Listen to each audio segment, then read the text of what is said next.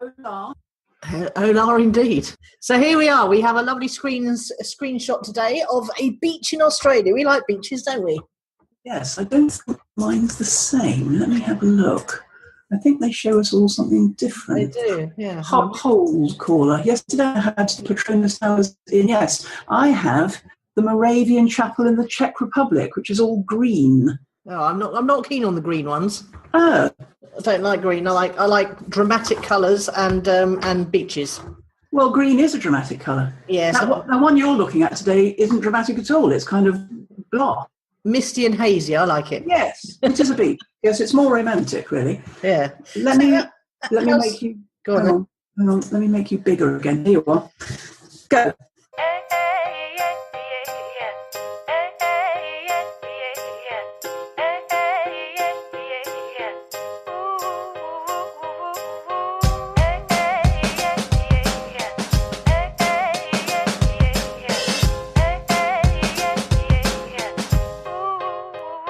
Welcome to Own It, Your Business and Your Life, with Nicola Cairncross and Judith Morgan. In this podcast, we're going to cover everything you need to embrace to become a successful entrepreneur, marketing, money, and much, much more. How to create a business doing just what you love. How to own it, your business and your life. This one will be fast, funny, feisty, and very lively. So sit back and enjoy the show.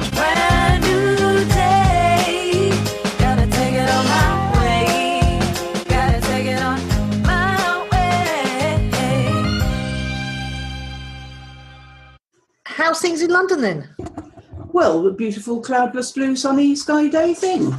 Yeah, nice. Glad to report the same in Greece. Yes, that's good, isn't it? Always cheers us up, have you noticed? It has. We've had a few storms and we've had a few cloudy days, but even the cloudy days are warmer than they would be in England, that's for sure. Well, we have the cloudy days in my Caribbean paradise as well, but it doesn't put people off, does it? No, absolutely not. I think they go for the warmth and change of pace.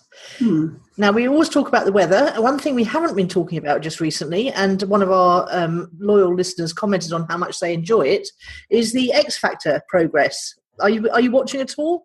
I don't watch Saturday nights anymore because I couldn't give a shit about any of them, but and it's sufficient for me to fill the hour between the Strictly results show on Sunday and Bulldog with watching the X Factor results, because I can get enough from the hour-long X Factor results show to see them in a small snatch without having to surrender the entirety of my Saturday night to it. And I like to see who gets sent home and why. Yeah, they're largely getting it right, I think, the audience on the sending home front. Well, what did you think about Gifty? I'm not a fan of hers, so I wasn't sad to see her go, but she seemed to be quite competent. She was competent, yeah. Perhaps she just was not either given the right songs or she wasn't connecting with the audience emotionally. Unlike my favourite, Matt, who just seems to go from strength to strength every week. Yes. No, I'm not that au fait with them, but I wasn't sorry to see Gifty go, although she did have a bit of a gob on her when the results were announced, didn't she? I didn't see the results show. We're actually watching the live show, but we're not bothering to watch the results show because that's a bit tedious. Well, between us, we've got it covered. Yeah, exactly. So, dear listener, do not worry. Your X Factor updates will continue apace.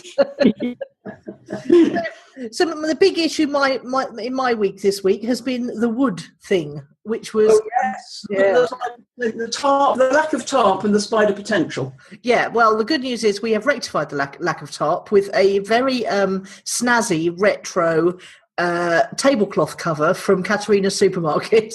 Right. Is it sort of oiled tablecloth cover? Yeah, it's the shiny stuff, the plasticky stuff. But we got an offcut for €13, and we bargain. We thought that was an absolute bargain, but when we went down for dinner at Pefco Taverna and told Elias how much we'd spent, he laughed and he said, "That's awfully expensive for a tarp." And I said, "Well, how much cheaper can it get, Ferris?" Well, it wasn't really a tarp, Elias, was it? It was a tablecloth. Yeah, and it's a lovely retro thing. But the other funny thing was we went down to, because we're finding the walk to Katerina's and back. I'm getting much more fit, Judith. I can do it without stopping all the way back up the hill now. And very good. We're talking about 3,000 steps each way, and if you go down to the village, it's a little bit more as well. So we went down yesterday to Katerina's, making it a bit of a trip out. We needed to return some bulbs and see if they had any kindling, because I tried to light a fire the night before, and without newspaper or kindling, it was a bit heavy going, even though I had a firelighter. So we went for a little trip down to Katerina's, and usually it's quite quiet in Katerina's when we go, and the lady behind the counter does speak English, so, well, largely speaks English. So we trotted all around the store looking for kindling, and of course they didn't have any. They had tools to harvest your olives with. They had sacks to put your olive in. They had what else did they have? They had the nets to spread out under the olive trees to get you. I mean, they had everything you could possibly need for olive season. You'd have thought they'd have had some kindling, but no, they didn't. But so we got to the checkout, and it was uncharacteristically busy just at that moment with four Greek men of various persuasions. And I said to her, "Do you have any kindling?" And she looked at me, and I said, "Twigs." And she said, "What do you mean?" And I said, "Well, to light the fire." And she waved some firelighters at me, and I said, "No, we got those. We need the next stage up." Yeah. And she went and she got this little packet of twigs that were all wrapped up beautifully in like gift wrap, cellophane, and a ribbon of some kind. And Sarah's face was a picture. The blokes behind us in the queue's faces were a picture. And it was only €1.75, but I was so embarrassed by that stage. I just bought them. And it was only when we were walking back up the hill, we looked about us, and there were twigs absolutely everywhere. Yeah. So you've got to go out gathering your own twigs in your apron, have you? Well, yeah, we don't have to wear an apron necessarily. We don't need something to put them in. You'll need a basket. Oh, good point. Yeah, we got a basket, but it's like your reticulated activator. We've been up and down that hill so many times, but not once had we noticed that there was a plentiful supply of fruit. Well, actually, I think it's more to the fact that we live in England, where you go to the petrol station for some kindling or being or something. Exactly. And in other countries, they just collect it from the roadside or the yeah. I know all the guys. It's very funny. They are laughing at you, but they're not laughing at you in an unkind way. They're laughing at you as in a look at that bonkers foreigner. Yeah, look at those city dwellers. Yeah. Let's sell them for some twigs for €1.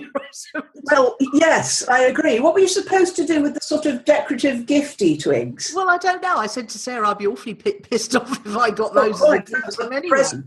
Yeah. They're not scented. They're not like I think they might be. Yes. Do you know what I mean? Yeah, I don't know what they are. They've actually got. I mean, Katerina's is an amazing supermarket. I could go into the entrepreneurial history of the founder, but basically they've got 4 stores. They've expanded from 1 on the seafront in Stupa, and they've got 4 stores all around the area. This new Katerina's is a big sort of aluminium shed kind of place, but it's been very nicely done. And you go in, but they have this mysterious large circular bit in the middle that's all artisan foods, vegan, gluten-free, beauty products that are organic. I mean, I just cannot imagine. It must be for the tourists in the summer. I can't imagine that any locals would be buying this stuff. No, I don't think your local is interested in gluten-free. No, probably not. But it is just, it's such a fascinating place. It's the kind of place where you go, I'll get one of those down Katerina's, and they've never disappointed. Well, the equivalent in the UK is Robert Dyer's. Do you know Robert Dyer's? Yes, I have been to Robert Dyer's. You go in there and they produce something from the back. People wear brown overalls. Yeah. Like doctors wear white coats, these are brown ones. They go out the back and they come back with things that you didn't know existed, which solve problems that you've only ever had once in your life. Yeah, exactly. Imagine Robert Dyer's crossed with Waitrose, crossed with the pound shop, and you've it's nice. No, I mean, it's an emporium. That's what it is. It is an emporium indeed. What's your week been like then? Well, the one thing about my week is NaNoWriMo, which you know what that is, and I'm going to explain it for the benefit of those who don't. NaNoWriMo stands for National Novel Writing Month. It's an American thing, where for 30 days, every day you write with the intention of writing a novel. Now, it's not in me, the desire to write a novel. The desire to write books is in me, and the NaNoWriMo spur is always, I could write 50,000 words in a month, which is, of course, a book. And if you divide 50,000 by the 30 days of November, it's 1,660 words a day. And I wrote 2,231 yesterday. Later on, I'm going to tell you the title of my book and roughly what it's about, but not in this section. Oh, well, I'll keep quiet. In order to do today's allocation later on, after the show notes, my blog about the show, our Facebook note about the show, and I had to get up early and write my daily blog post because I'm writing blog posts every Monday to Friday in October. So I'm on I'm doing rather well with that. And it's rekindling, pardon the pun, my desire, my desire that my next career, contemporaneous with this one, and if and when I ever tire of coaching and mentoring, to be a writer. Well, I can't. I'm not going to steal your thunder at all. But I'm so excited to hear that you're doing this, because you were umming and ahhing and thinking you weren't going to do it, weren't you? What changed? Well, I did think. It occurred to me. It only crept up on me in the last week of October. Oh, next week it's NaNoWriMo. Can I make the space for that in my life? To be honest with you, yesterday and today are quite frantic. Tomorrow and Friday less so. And the sort of person that I am wants to do my 1,660 words every day. Yeah. Have you? Yeah. And there was a message then on your screen that said your internet thing is unstable. Is that you? Or no, me? it's all good, I think. All right. Okay. Yeah. So I haven't. You said you're doing it. Then I haven't signed up. I've never signed up. It's not me to sign up because I'm not writing a novel. I don't want loads of support from gazillions of distractions of people doing it around the world. But I've done one day of it, Nicola, and I don't know that counts. Check back with me in a month, and I'll let you know if I've done 50,000 words. I'm not even sure that the story I'm writing will, which I'll tell you more about later, will run to 50,000 words. But I've completed day one. I've done a month of Monday to Friday blogs. I'm converting all of my blogs and our blogs into Facebook notes. I'm getting up early to get my writing done. I'm feeling very writery at the moment, and that's a lovely thing. Well, I was just, while you were talking now, I was just searching, because literally before I came on the call, I was reading one of those mammoth blog posts from Dan Norris at dannorris.me, where he talks about how one of the accidental side effects of being an entrepreneur is that he's written 4 books in the last 2 years and turned it into a 6-figure business. And he actually sets out in a blog post how he did that and the tools he used. So I will forward the link straight after this call over to you. You can put it in the show notes, because it's very, very helpful for anyone who's looking to do a book publishing business. Yes. Nice. Well, I'm thrilled, because well, I'm not sure that this story will ever be told. I might be writing it for published. I think I'm writing it for cathartic reasons myself, which will become clear later when I tell you what it's called. Okay. All right. Cool. Well, that's it for me on this week. Apart from the fact that I spent quite a bit of time before I left England bringing up my mobile printer up to life. It's something that's a really nifty little mobile printer that just sort of fits in your suitcase rather nicely. And I spent quite a bit of time hunting down the software driver for it, because it's quite old now, my mobile printer, having had it for about 15 years, and getting a new cartridge for it, which the bloke in the computer shop around the corner told me would cost 50 quid, but I actually got on Amazon for 12, and tested it in England, worked fine, got it out here, and of course it won't take the paper for some reason. It just keeps jamming up. So I'm a bit stuck without a printer, so I'm thinking I might have to order a cheap one to get it delivered, which has to, guess where all your deliveries go? Katerina's. Yes. He does do everything, this woman. She makes, and the best thing is, if you go down there and do a load of shopping that you can't carry home, you get to ride home in that marvellous white van with the dog iron. Yeah, with Sarah sitting behind the fence and on an elephant, a fake elephant. Exactly. I mean, it's not just a supermarket, Judith. This is a whole day out. It's a way of life. Yeah. Yes, exactly.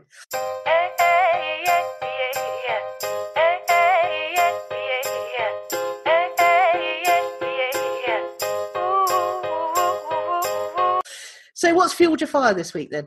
Well, module two of the manifestation game, which I've been doing with Jacqueline Rogers, who you know, and typically it's an extremely competent piece of work by her, even though we've only paid 17 quid for it. And module two was about module two. I don't know why I keep calling it module two. I think it's that thought of Katerina's, is vibration. And so we've put together as a group a playlist, which I'm going to feature as one of them in my song every day on Facebook throughout November, which keeps you in a high vibe. And I must say, being in a high vibe, well, I knew this already, but having been in a high vibe for a few days now, it's a marvellous place to be, because everything seems possible and you become very attractive and nice things happen, and it's all down to the music. Yeah. Okay, well, I haven't been listening to music much recently, but I'm starting to get a bit more into it now. So I'll look forward to your high vibe sharings in. Okay, but they won't all appeal to you. I think No, one of of them course. one of them is by S Club 7. So be prepared, Nicola. I like a bit of pop, Judith. I can even cope with a bit of rock and country and western. Well, the majority of them are not my choosing. We are a group of about 50 with a playlist of at least 30 songs. And I thought, well, that's my November choices for me. Sorry, I just got excited then and swallowed a bit of beer and spit. Oh. Oh. Let me just pause. Hang on. I'll edit this bit out. Well, you always promise that, but you never do. 12:13 in case you need. Okay, thank you. Oh my God. What's fueled my fire then? I've started work on, uncharacteristic for me, something a bit woo, and it's called My Spirit Business, and it's two people who've teamed up. One of whom is Mike Hill, who is the host of the Facebook group Internet Marketing Super Friends. He's also the go-to behind-the-scenes genius for a lot of people when it comes to traffic and conversions.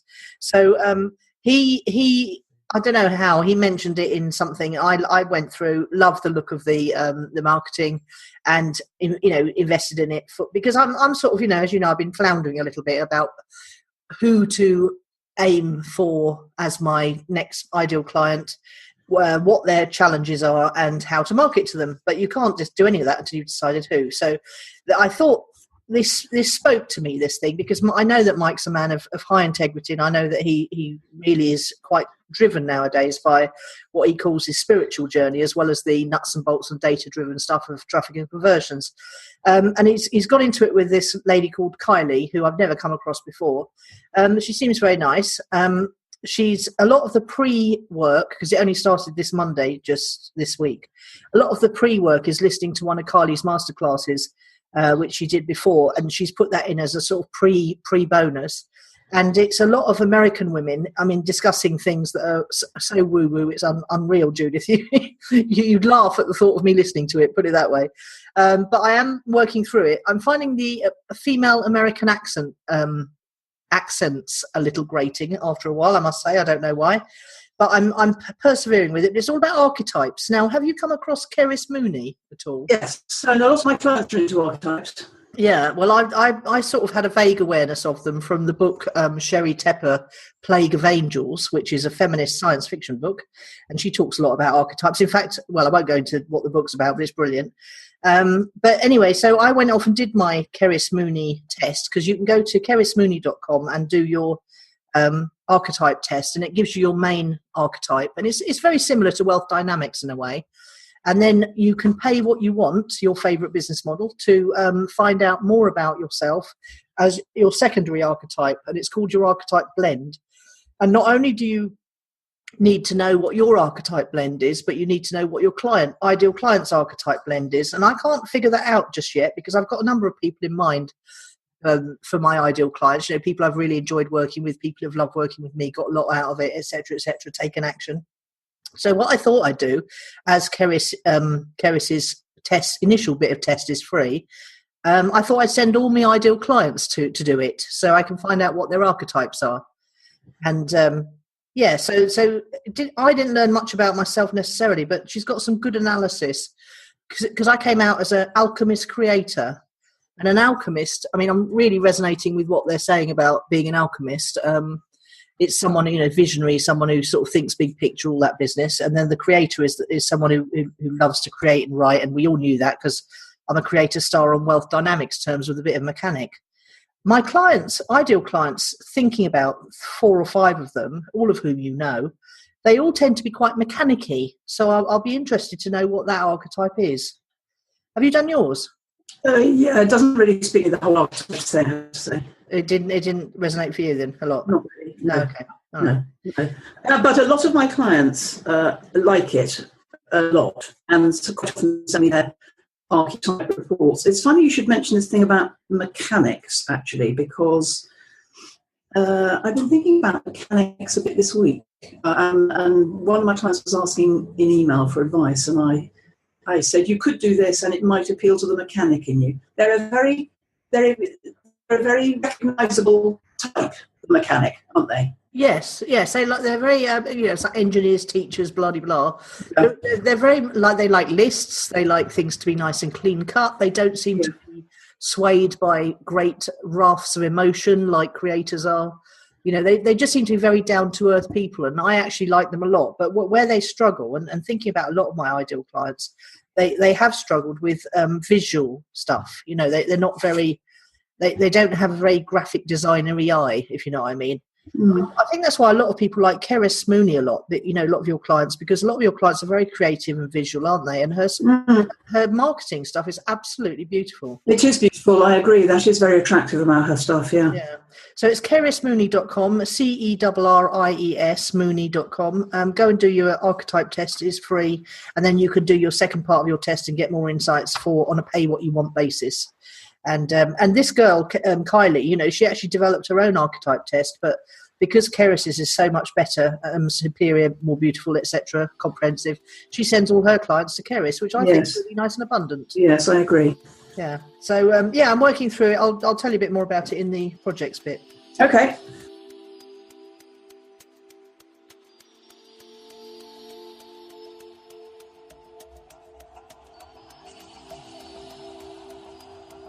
Would you like to hear about 18 proven ways to enjoy a successful location-independent business and the freedom to live wherever you like? Own It the Summit is a pack of 18 dynamite interview recordings with globally successful entrepreneurs, sharing their secrets of the real laptop lifestyle. We handpicked each of these people to interview to show you how to set yourself free to design your ideal lifestyle, whether working from home or travelling the world, while running a successful virtual business that you absolutely love. If you're bored sick of working for someone else, trading time for money, or of being a business owner living in one place, sick of the terrible weather and desperate to travel and have adventures, Own It the Summit is for you.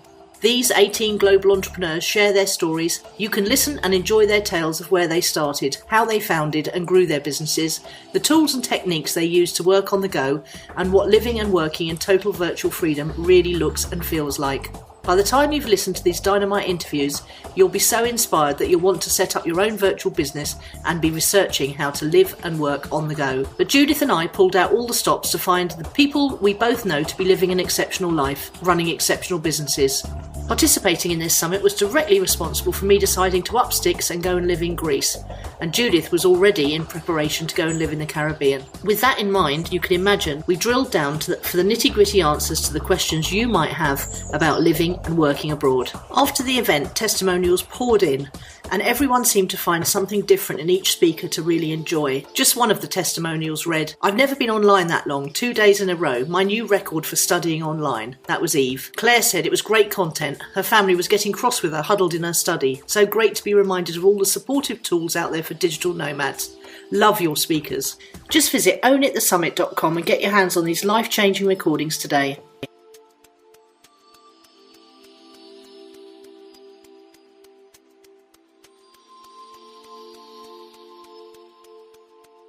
All right, now, client challenge of the week then.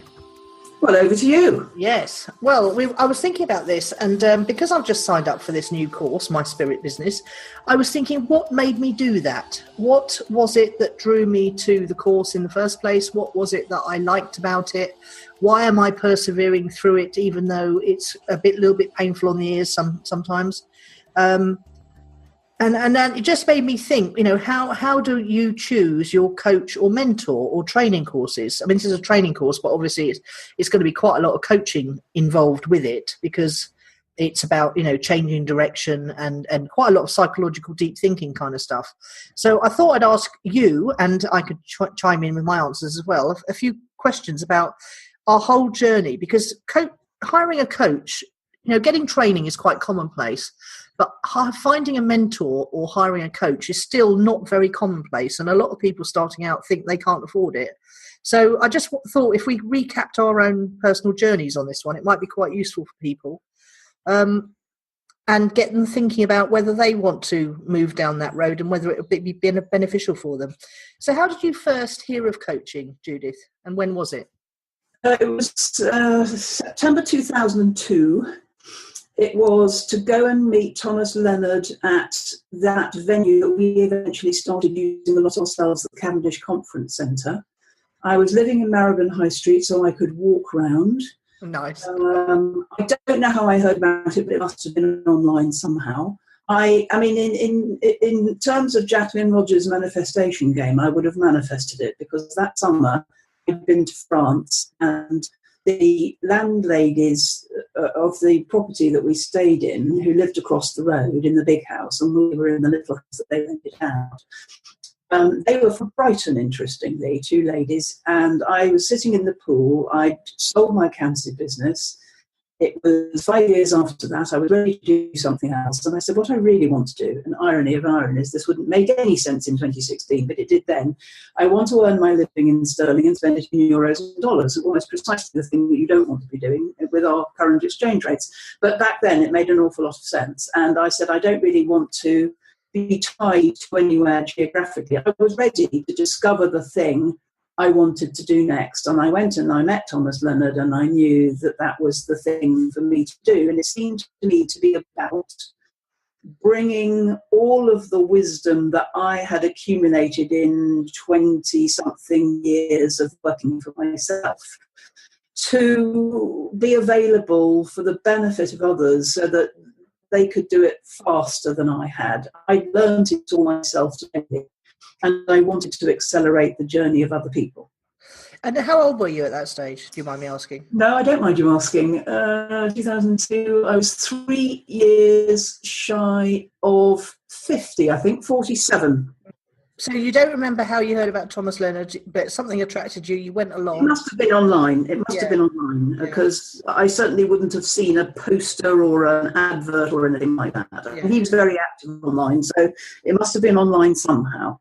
And it was the thought of it being a way of working virtually and bringing together all your previous life experiences. It just resonated straight away. Oh, I could do that, and I'd be really good at it, and it would enable me to live that life that I've just spent, 2 weeks visualising in the swimming pool in France. Okay, so then did you immediately think, I need to hire a coach to help me to do this? No, I didn't. I signed up for their training. And also another training, because the Coachville training, you did Coach U, which was before Thomas. No, I did Coachville first. Oh, did you? Yeah. And then you went back to Coach U. No, I didn't. I'm so sorry. You're absolutely right. I did Coach U. Yeah, you did Coach U, and by the time I met him in 2002, he'd moved on to its next iteration, which was called Coachville. Yeah. And that was quite a long training. It was about a year, and that wasn't fast enough for me. So I also signed up with an Australian organisation called Results, where you could do it in 3 months. And so I signed up with Thomas in September 2002, and I met Results before Christmas, which meant that I could be delivering training by February 2003. So I did that, and I didn't hire a coach until sort of steeping myself in all of that. When I came out of the training and started to explore the world of coaching, I discovered Michael Neal. And he is the only person to this day whose entire marketing funnel I've worked my way through. So the first thing I signed up to, having heard him on a telly summit in 2003, which must have been as rare as Rocking Horse do in those days, the first thing I signed up to was free, I think. And it was a message for every one of 365 days. And I'll tell you that long before the end of that, I'd tired of a free message every day. But nevertheless, I had it. I then went on a retreat with him and Michelle Liesenberg Christensen, who was his partner at that time, in Mexico, probably in May of 2003. And then in 2007, I hired him as my personal coach. And that was an obscene amount of money in 2007. And it's still an obscene amount of money, and I couldn't afford it now. Okay, so I first heard of coaching. I read about it. I was travelling backwards and forwards to Worthing, working for a very inspirational man called Benny Gray, who I've talked about a lot. And I wanted to be the best person I could be to repay his faith in me, because he'd given me what I now know is my first paradigm shift. And he made me think differently just by saying something, which was really interesting. And I read about coaching in the paper as I was on the train. I think it must have been the Evening Standard or the Guardian careers section. And I went looking for a coach who was in the industry that I wanted to go back into, which was the music industry. And I found Rachel Turner, who had been married to and who run the business of Carl Cox, his record label, his publishing company, his management company. And she didn't do that anymore. She had gone into pure coaching by then, but I thought she would at least get what I was talking about. So it was important for me to find a coach that that knew what I was on about. So I was looking for a mentor as well as a coach, I think. But I found it again. It was much more money than I could afford at the time. It was £295 a month, I think. And I remember thinking, oh my God, that's so much money. I can't afford it. But if I keep doing, I had a sense that if I kept doing what I'd always done, I'd keep getting the results I'd always get. And by the time I'd read 7 Habits of Highly Effective People, so I was in a mindset that was a bit more further forward. But I remember we never really talked practicalities with Rachel. She was very good at getting you to focus on the stuff that you really needed to focus on. And the stuff that I thought of was too fluffy and woo-woo. I was so behind the curve on the personal development front. It was hilarious. And so what worked for you working with Michael on a one-to-one basis? Well, actually, what you've just said has reminded me why I hired him. I hired him because he had everything then that I thought I wanted then. So he was a published author, he had a global coaching business, and he had a Hay House radio station. So I basically hired somebody who had what I wanted, who achieved what I thought I wanted to achieve. Yeah, it isn't actually necessary, is it? It's I mean, it's not necessarily at all the coaching. No, it's not. But it's like, oh, I want what he's got. And so actually what I used to do, and he laughed at me quite often, I just used to pick his brains until they bled. So you were picking his brains on the practicalities of. Well, more mentoring. It was more mentoring, really. Yes, I think, rather than coaching, because I just wanted to know how he'd done it. And actually, I think that's the reason why people pick me, is because I've done it. I've been successfully self-employed for 40 years, and that's what they want. Yeah, and ditto, the kind of people who come to me, they want an internet business, but what actually happens, they come for the practicalities and the tactics, and then one ends up coaching them on the limiting beliefs and stuff in between, don't you? Yes, you do. So this is a good moment to talk about the difference between coaching and mentoring. Had you ever had any mentors or anyone before? Even not by any other name, No. I love the way you're so definite about that. Well, I hadn't. They didn't exist. I started being self-employed in 1977. We didn't think of the world like this. We didn't know what personal development was. We didn't know what a limiting belief was. We didn't have any. We just got on with it. Yeah. And all of this personal development and limiting belief stuff, I'm not altogether sure. I mean, I love it, and I've studied it a lot, particularly in the last 15 years while I've been doing this work. But I'm not altogether sure whether it isn't self-perpetuating, which was pretty much what Sarah was saying in her blog post yesterday, which is, you've got all this, to use her word, shit. Yeah. And you've got to deal with it, and you don't leave it behind when you go and it comes with you, and you've got to tackle it, and maybe a fresh place to be in will oblige you to tackle it, because actually it's worse when you're not in familiar territory, isn't it? And so, for instance, in a job, my theory is you never deal with your personal stuff. Yeah, absolutely, yeah. In self-employment, you've got to, because it somehow brings out all of the demons. I think the interesting thing is that, before I found out about coaching, I had been reading a lot about career development, and I had actually read a book. Around that time, I read a book called Take Yourself to the Top by Laura Berman Fortgang. Oh, yes, I remember. And she was a very high-powered coach in the whole Coach You environment. And but she really wrote a really great book about career development. And actually, I think people, mainly in the male world, I think people have all, bright people have always attracted older, more experienced people in the same line of work who saw some potential or promise in them and tried to encourage it. So unofficial mentoring has always been going on, hasn't it? Yes, I think it has, yes. Without actually, making a name for it. If you entered a firm and you looked like you had promise, I think probably the older members of the firm would have, someone. I think they would, yes. And I think at some point in the later decades of our lives, it's become formalised in almost all businesses of any size now. Yeah, A absolutely. bit like actually when I went to boarding school, somebody was assigned to you to look after you a bit who'd been there before you. So when you were a new girl, you got an old hand to show you how it all worked and eased you into the thing. I remember now. Oh, Well, we're going back to that's a lot more 1960. humane than I would expect. I don't imagine that happens in boys' boarding schools at all. I don't know. I think it might do, actually, In the funnily better enough. ones, perhaps, yeah. Mm. So a mentor is someone who has done what you want to do and who can help you with the practicalities of it.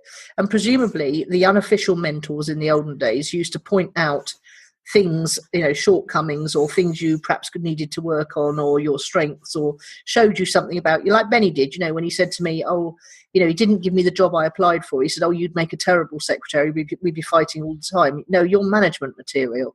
And it was the first time anyone had said to me or shown to me that they saw the potential that I felt in myself, but that was unrealized. Yeah. Or unrecognized even. Yeah. Okay, so what worked with Michael and what didn't? Thinking back to your sessions, actually... Well, they were very short. They were half an hour. Okay. The one thing I remember from them, and it's something I still use with my clients this day, was that occasionally I would turn up and say, I don't really know what I want to talk about today. And he used to say, those are often the best ones. Yeah. And so he would go. He did what Guy Levine taught me to do as well, which is you just go with what the client presents. And if you don't, you just ease it into them and it comes out anyway. There's magic in the ones where they don't know what they want to talk about. And when they come with an agenda, it's because they've got things they want to brainstorm or brains they want to pick. I think for people like you and I, there's a willy-nilly crossover that we don't pay much attention to between coaching and mentoring. I'm not a pure coach. You're not a pure coach. There are a lot of pure coaches in the world who wouldn't dream of overstepping the mark into mentoring, and they would offer themselves as capable, and I think they're more capable than me, of coaching anyone. Yeah, absolutely. There are people who literally just work on the craft of coaching, and they often have supervisors and things as well, don't they? And they often do. Qualifications and stuff. Have you got any qualifications? No, in nothing ever. I don't believe in qualifications. I'm an entrepreneur. No, exactly. I'm exactly the same. I did finish it's like a bit I don't test them for other people. If my clients want them for any reason, because they think, if you're a coach that wants to work in corporate, you're going to need them. Yeah, that's true. Well, we say that, but perhaps not. No, that's true. It's the first way they exclude you from anything. If you're pitching into HSBC and Canary Wharf or something, you haven't got them. They don't even need to bother reading your application. Unless, of course, it's the worldwide global chairman who's met you at a dinner party and you've coached him on the spot and he absolutely loves you and he inflicts you on his HR. Or you're somebody like Robert Holden. I don't know whether he has qualifications. He may do, may not. Who just goes in and talks to boards of directors about woo-woo. Yeah, exactly. Okay, so... Actually, just going on the qualification point, nobody's ever asked me if I've got any either. No, because most of your clients come from personal referral, don't they? Or come to your website, and the website... No, they come from my online marketing. The people that are attracted to me, they couldn't give a shit about that. Yeah, ditto mine as well. And it's interesting, isn't it? Because you see a lot of coaches tying themselves. Well, I don't get involved in the coaching community at all anymore. But I used to be a member of the Euro Coach List, which I'm sure you were as well. And it was like an internal, a coach-orientated mailing list, discussion forum, online kind of thing. And they used to tie themselves in knots about coaching and supervision and qualifications and things, didn't they? Oh, and whether or not it was a profession and whether it should be regulated and, oh, God. Really dull stuff. Yeah, all the people who presumably weren't making an awfully good living as a coach, spending a lot of time... Well, I'm not sure that's true, but I don't want to diss them all because, different things are important to different people. And if people feel for their business or for their self-esteem or for anything that they need a certificate, then good on them because it's a milestone and it's a way of measuring what you've achieved. Yeah, and just thinking about my ideal client avatar, they're all people who are very highly qualified and who really like to have those, qualifications under their belts when they're going into a new arena as well. And I think it does make people feel confident. They've got something to lean on. Yeah. Okay, so what happened after Michael Neal? Did you go on to have any other coaching? Nothing. I've done nothing of this nature. Since this is what I said to you in that message yesterday. I'm not sure I've got anything to contribute to this. I've done nothing of that nature since 2007 because I got to a place where I realised that I'm enough and I know enough. And I've become more and more happy in that place, and I try and encourage my clients to believe. Now, I'll give you the exceptions in a minute. I try and encourage my clients to believe that wherever they are on their journey, they are enough and they know enough, and they don't need to keep looking outside of themselves for the answers. Now, the exceptions are where you don't know what you don't know, and you know you need to find it out, and that you need more training in a particular area. And I think that will apply particularly to areas that you're interested in, not actually your spiritual biz generally, but things like how to do a Facebook ad before you want a Facebook ad, all of those sort of technical sides of things. You're not born knowing that. And if you want to make a business out of that or incorporate that in your own business, you don't have to pay somebody else how to do it. You've got to go off and learn how to do that, haven't you? Yeah, and I still tend to the reason I've invested in this course is because I'm a chaotic free thinker who has flashes of intuition and things like that. But I definitely work through things better if there's a bit of a structure to it, a simple structure. And I tend to sign up for trainings with people who I think are going to, provide that simple structure. And I'm much more likely to do it if I'm publicly accountable. So that's where the group coaching comes good for me.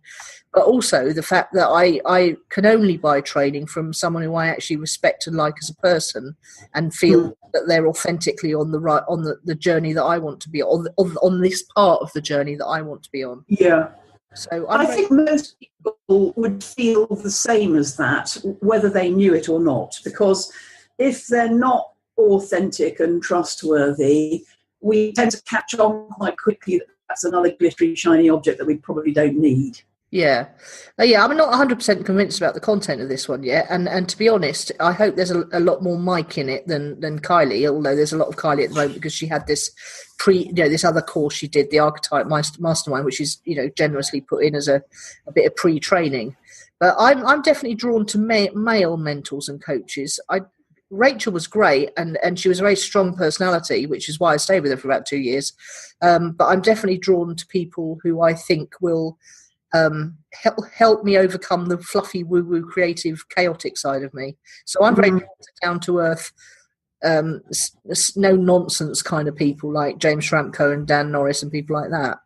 And I suppose I thought Mike would be a little bit more spiritually step on from that. So I've yet to see where his contributions come in beyond co-hosting the weekly trainings. So, but it hasn't really started yet, has it? No, it started this week, and they spent the first week talking a lot about the avatars again. So, and it is, I'm finding it very valuable. It's making me realise who I am. It's making me realise that I need to be aware of who my ideal clients' avatars are, because every avatar has their own challenges. And if you can speak authentically in the language that your ideal client avatar uses, you create very much more spiritual and emotionally connection in your marketing. And I think that's what I've been missing, because I'm okay at writing a sales page, but making it connect with people so they buy is a different matter entirely. So it's interesting. So you don't, just coming back to the thing that you said that you're enough as well. I think that you're, I would describe you as an emotional person, but I don't think that you're someone whose emotions are like storms and blow you off course. I think you don't, having worked with you, you're someone who's very unemotional when it comes to business, although you're you're very an emotional person. So you probably, difficult to explain really what I'm trying to say without, I don't. No, actually what you're saying is making perfect sense to me, and I'm considerably less emotional than I was, and that'll come up in the next section as well. Although I did spend 3 hours crying at the television last night. The first 2 hours were the Pride of Britain, and the next one was Gareth's Choir. There are those sorts of emotions, and I used to be a lot more emotional than I am. I am a lot more. I tell you what, the things that I've learned as a coach and in the world of personal development, I would, for instance, as an accountant and in the early days as a coach, if my client had cried, and frequently they did, I would have ended up in tears too. Now I can be with a client in tears and I'm not crying because my emotions are separate from them. I can empathise and I can be with them, but I don't become them. Yeah. The difference between empathy and sympathy, isn't it? I learned. Yeah. Yeah. And I would have done that in the olden days, but the personal development work I've done on myself enables me to keep separate, which has a value way beyond just my work.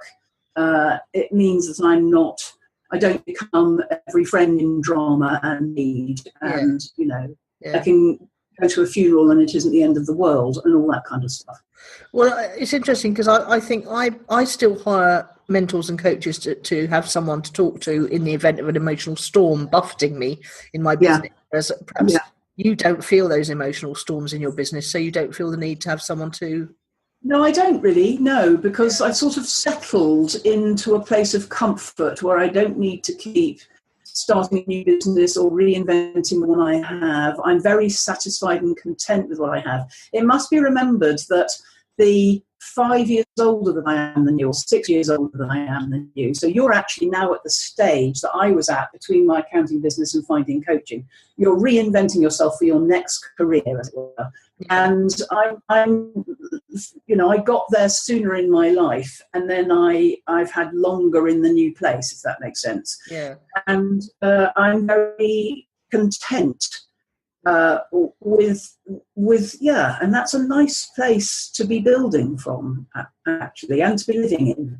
I am. I'm not really questing. Yeah. I'm not really questing. Well, interesting you should talk about that because they're talking a lot about the hero's journey in this thing as well. So, I think I'm on my final quest, whereas you're not. You perhaps return from your. Well, I don't know about my final quest. I mean, I think if my next thing is to be a writer, there'll be more research and perhaps even mentoring at that stage. Who knows? I've done some writing. I've forgotten. I did that writing training with.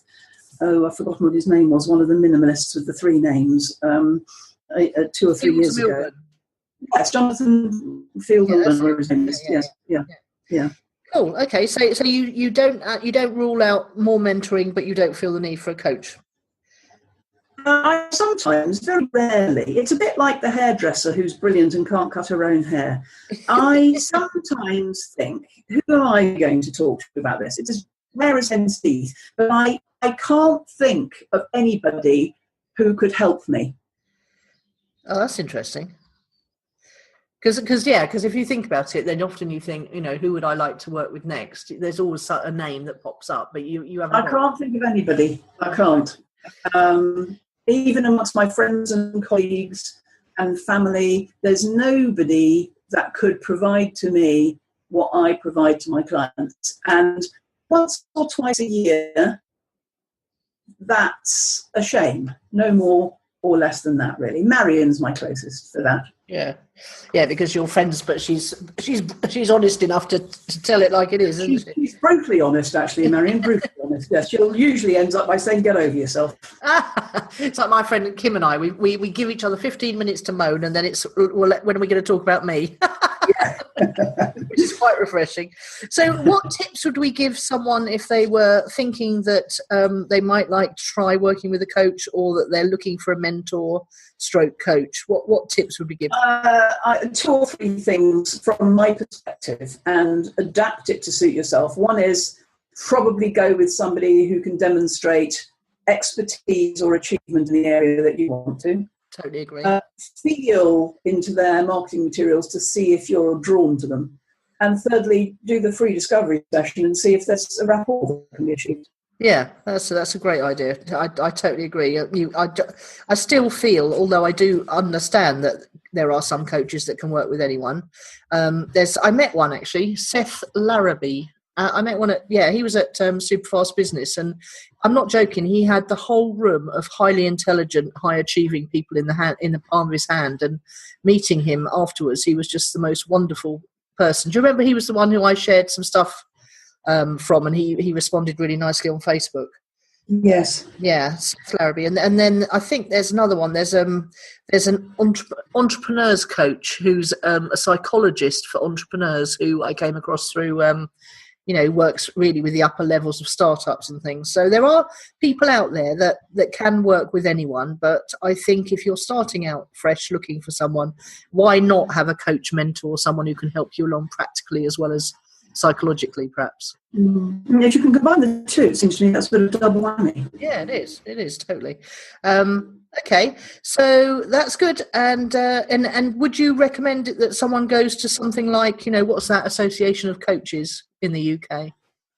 So there are a gazillion websites, aren't there, where you can search on certain criteria of what you're looking for. I'd probably just put it into Google. I probably wouldn't go to any association of coaches type thing, but that's any time.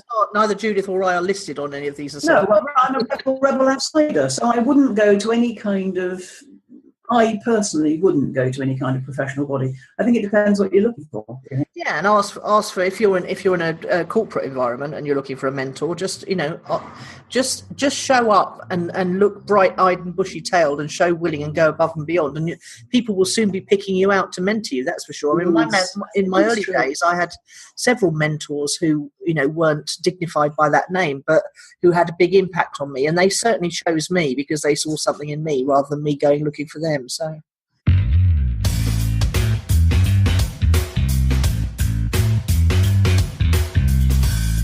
Cool. Okay, so what's your word of the week then? It's hubris. Oh, nice. Go on. It's a Greek word.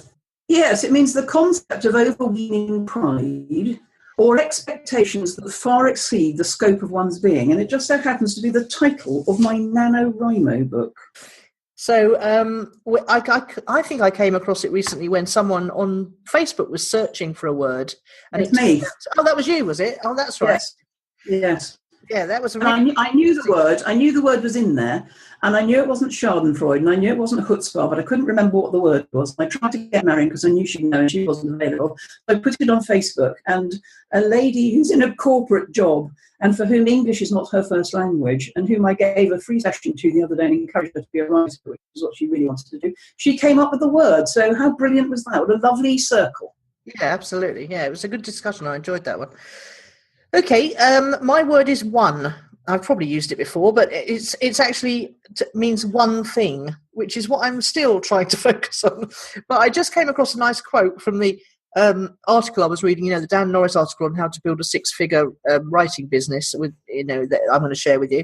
And it's from a book called Peter Thiel book, Thiel. And the book's called One Thing, and I've read it before and I really liked it. But the quote that stood out for me today was, what is the one thing that you believe to be true that others do not? So when thinking about a new business, he's saying to be contrarian and to get attention is much easier if you think about the one thing around this business that you believe to be true that others do not. And I was thinking, but if I go with my current feeling that I want to work with people 45 to 65 on who, basically silver surfers who want to start a business, having retired, sold a property, lost a parent, lost a loved one, starting their lives again in the final third, if you like, but I won't be using the word final. My thing that I believe to be true that others do not about that is that people so-called retiring are only just getting started. Oh, I totally agree. Yeah, I thought that was quite totally nice. Agree. And please, I'm 61, but do not call me a silver surfer, even though I've got silver hair and have had it all the time I've known you. I think it's a little bit aging, that expression. What, that people retiring are only just getting started? Silver surfer, being called silver surfer. No, I think you're thinking about, I really feel like I'm only just getting started. That's almost what my book's about. Yeah, brilliant. I wouldn't use the word silver surfer myself, but interestingly, when I was doing a bit of Facebook, group research, page research, there is a silver surfer interest group. Because obviously, yes, there is. So I'm a member of that. So I think of people as silver surfers as a lot older than me. Yeah, in their 80s. Yes. Quite properly silver. Snowbirds, as they call them in North America, who come down from cold climates to Florida. And wear really, really, truly bad velour pantsuits. And well, I think that's optional, but yes. I'm gagging to get to that stage. You have been all the time I've known you, actually. I know. Well, gagging to get there, not quite there yet. Yes. Although my attire today is a little bit random, I must confess. I will spare you the details.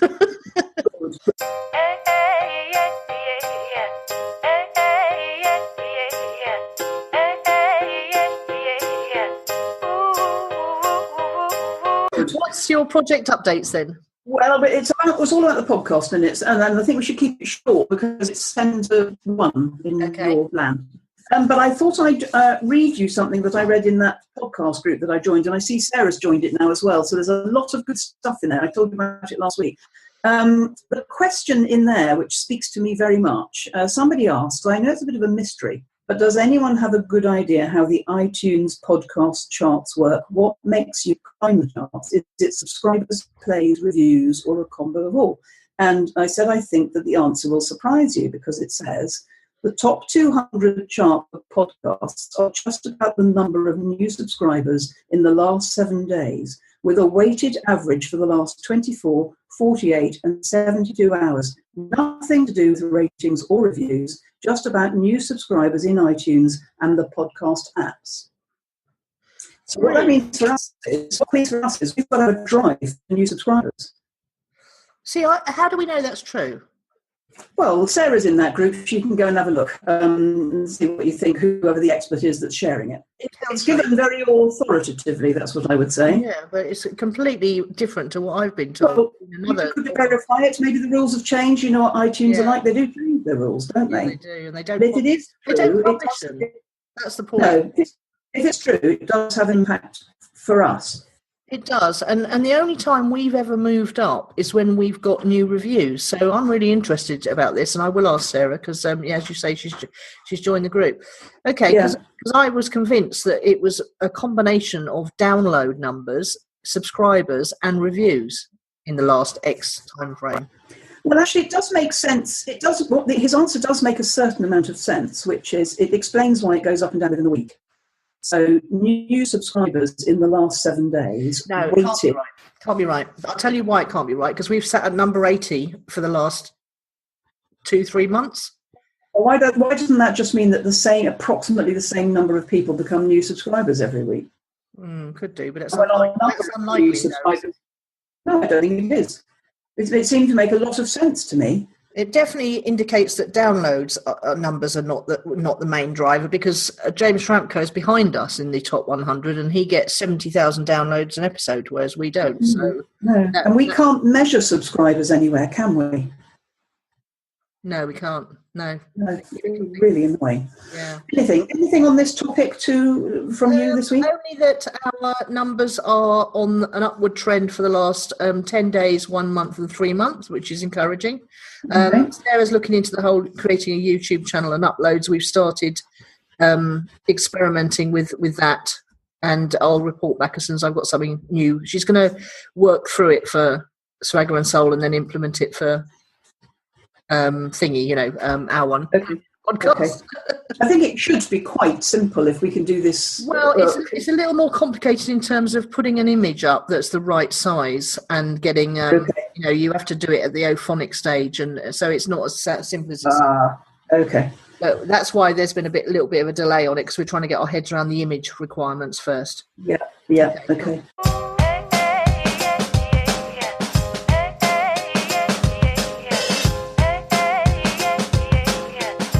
What's impressed then? Lambeth Council had a fallout with the bin men, and they told me they couldn't solve it, and then they did. Yeah, that was quite a story, wasn't it? Yeah. And I love the thought of you standing in the street doing a double thumbs up to the bin men, mouthing "thank you." He was lucky actually that he was 50 yards down the road. Otherwise, I might have embraced him. I wonder what it would be like, odoriferously wise, to embrace it. Well, it was the end of the day. I don't think it would have mattered much to either of us. Meaning that you might have been more or less fragrant, but about the same. But he was. It was happy. I was happy that, because normally they come before you wake up. I was happy that I could let him know that we are grateful for the work that the bin men do. Yeah, that's right. It's always nice, isn't it, to let service people know that you really appreciate them. Absolutely. Yes. What about you?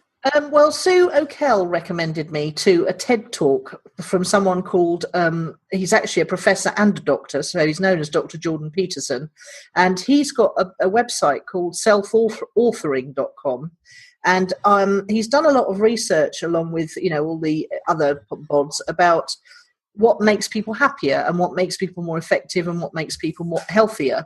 And it turns out that self-authoring, as he calls it, or journaling by any other name, or even blogging, to be honest, makes you happier, physically more healthy, even if you don't change your physical habits, and much more productive. And they've done lots and lots of blind testing on students at universities, people in companies, and they've got people to write private journals every day, and people who write every week, and they've really studied the difference in physiological symptoms, and it's an incredibly helpful thing. So it's it's something that people. So another one of those things like meditation that people have been recommending for hundreds of years, and a lot of successful people do. Think of Samuel Pepys and his daily diary, and apparently, just for mental health, it's just got incredible side effect benefits, beneficial side effects. But the other thing that came out from reading the PDF that she sent me was that making positive future plans, even if you don't know, and setting written goals. So things like, that's why I started to feel better, I think, as soon as we decided to come to Stupa. Or, we could have been anywhere really, to be honest, but making positive future orientated goals and writing goals down, even if you don't know how you're going to achieve them, actually has a massive impact on your psychological well-being, which I found. And that's what we're doing in the manifestation game with Jacqueline. Oh, okay. Cool. So that's really good, isn't it? And writing anything, even if it's on Medium or your blog or in your journal, whatever, it will make you happier, healthier, and more productive. Well, that bodes well, given how much I told you I was writing at the beginning. You're going to jet propel yourself into the universe. Yeah, I am. Jet propelled. I thought there was me thinking it was the vibrations of the music playlist, but it could be all the writing. Yeah, it could be indeed. Awesome. Thank you very much. Great week. Yeah. What's goodbye in Greek? Well, it depends what time of day it is. Well, it's noon your time, isn't it? 1 o'clock your time. Yeah, well, it's not a Gallispera. It's I think as you're one person, it's a Yasu, which means a general good wishes for your health in the middle of the day to one person. Marvellous. Yasu then, Nicola. Yasu. Bye. You've been listening to Nicola Cairncross and Judith Morgan. The podcast is called Own It, Your Business and Your Life.